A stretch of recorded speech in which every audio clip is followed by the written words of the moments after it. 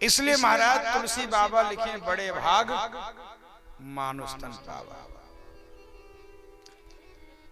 साधन करने की उत्तम विधि है, उत्तम महाराज ये मानव देह है।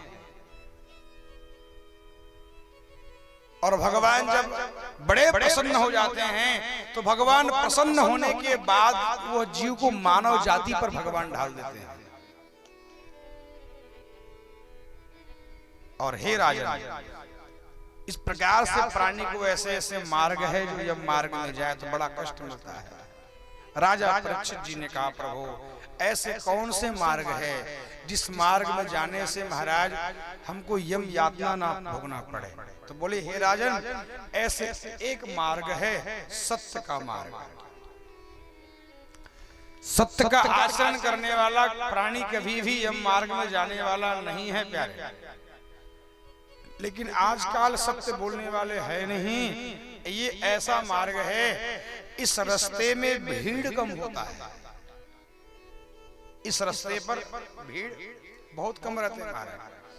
हे राजन, दूसरा मार्ग है तप का मार्ग है, जो जीवन में तपस्या को महाराज अपने लागू करता है, तप करता है, तपो। तो ऐसे व्यक्ति भी कभी ये भी यम मार्ग में जाने वाले नहीं है। लेकिन महाराज आजकल व्यक्ति तपने वाला भी नहीं है। आप देखिए महाराज, थोड़ा सा एक दिन का व्रत करते हो मिश्रा जी, तो खाने के व्यवस्था एक दिन पहले कर देते। साबुत दाना में महाराज हरा मिर्ची कम पड़ना नहीं चाहिए। फल्ली दाना, ओहो, तो इस देह से तपस्या होना भी बड़ा मुश्किल है महाराज।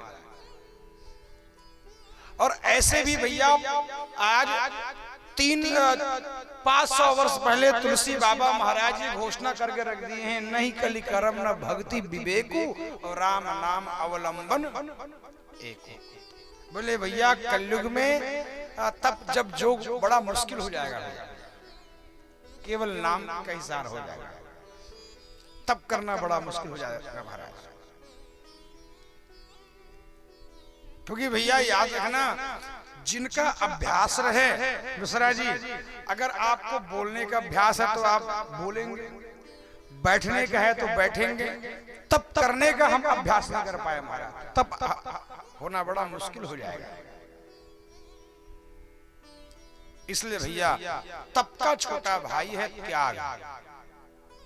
हाँ, 7 दिन के लिए घर को त्याग दो, ये त्याग हो सकता है। 4 घंटा के लिए घर को त्याग दो कथा के लिए, ये त्याग है। लहसुन प्याज को त्याग दो 10 दिन के लिए, त्याग है। गुस्सा को त्याग दो, त्याग है। इस मानव देह में महाराज त्याग करना भी तो बड़ा मुश्किल है। लेकिन अगर आप भगवान के अगर आश्रय लेवे तो बोले भैया भगवान के आश्रय लेने के बाद महाराज सब कुछ हो सकता है।